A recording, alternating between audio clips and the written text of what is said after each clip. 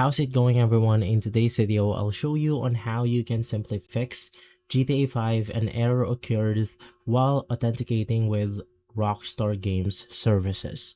So this basically means that we cannot establish a clear and clean connection with the Rockstar servers. So in order to fix this, the first thing that you want to do is to actually close out the Rockstar Games launcher. So let me just go ahead and close this out, and then you do want to do the same thing for the task manager, and then in here you just want to make sure that it's completely closed out of your computer. Now head over to the add or remove programs.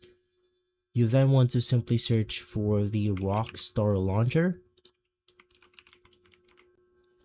and then you want to completely uninstall the actual launcher right here.